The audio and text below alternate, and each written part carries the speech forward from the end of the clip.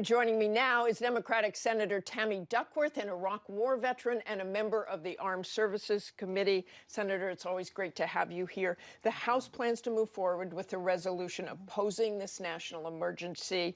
And in the Senate, several Republicans have voiced concern as well. But do you have enough votes in the Senate to put a joint resolution of termination on the president's desk? I think we do. Now, whether we have enough for an override and veto, that's a different story. But frankly, I think there's enough people in the Senate who are concerned that what he's doing is robbing from the military and the DOD to go build this wall. That, you know, it's really not even the best way to fight the crisis that he's talking there. You know, seemingly there's one at the border.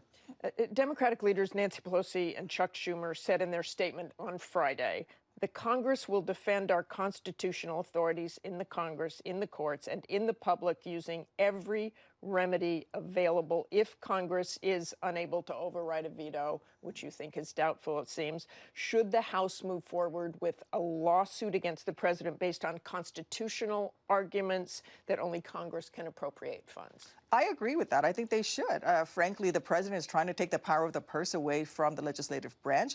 We are co-equal branches of government, and he is trying to do a type of executive overreach that is just really uncalled for. And, you know, if he wants to appropriate more money to put folks, more agents at the border, to put more people at the ports of entry, to go after counter-drug, we can have those conversations. But to take money away from defense, from DOD, in order to build this wall that is essentially a campaign promise, I think is really wrong priorities, and I think it's very harmful to the country. The National Emergencies Act, as I discussed with the Attorney General, gives the president wide latitude. It doesn't even explain what exactly an emergency is. So should that be fixed by Congress? Well, that's something that we can certainly discuss, fixing. But, you know, my perspective is this.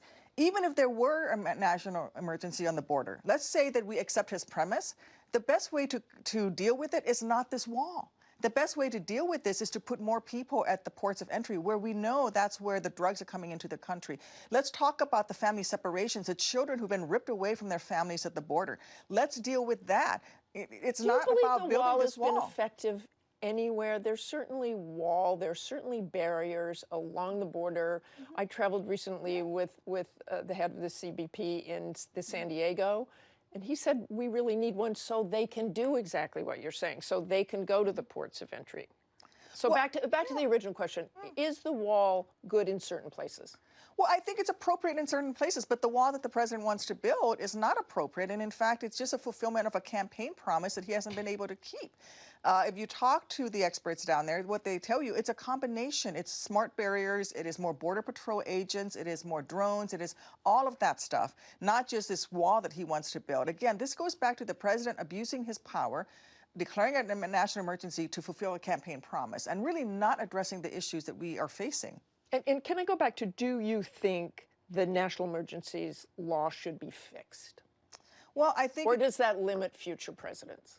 I think it could limit future presidents. Now it's up to the legislative branch to do our job, to sit down and have a discussion whether or not we want to do that.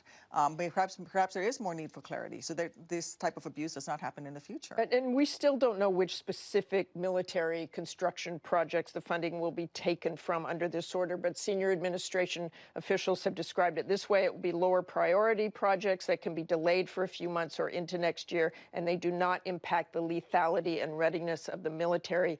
You're a veteran. What's your response to that argument? I don't agree with that. Let me tell you the kind of things that are on the table to be chopped right now. Crash and rescue station in Peoria, Illinois, at an airport that I flew out of as a helicopter pilot for 15 years. That's on the table.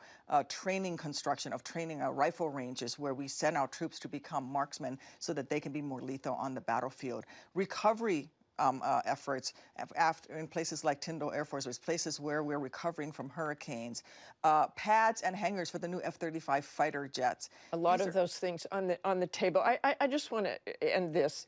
If this national emergency is upheld, do you believe it opens the door for Democrats to declare something like gun violence as a national emergency? And do you think they should if this is upheld? Well, I think it certainly is. It certainly does open the door. But I don't want a type of government in place where we're playing these tit-for-tat games. It should be one where we serve the American people by coming to a consensus. And where we're headed, this division is not acceptable for our form of democracy. Thanks so much for joining us this morning, Senator Duckworth. I appreciate it. Hi, everyone. George Stephanopoulos here. Thanks for checking out the ABC News YouTube channel. If you'd like to get more videos, show highlights, and watch live event coverage, click on the right over here to subscribe to our channel. And don't forget to download the ABC News app for breaking news alerts. Thanks for watching.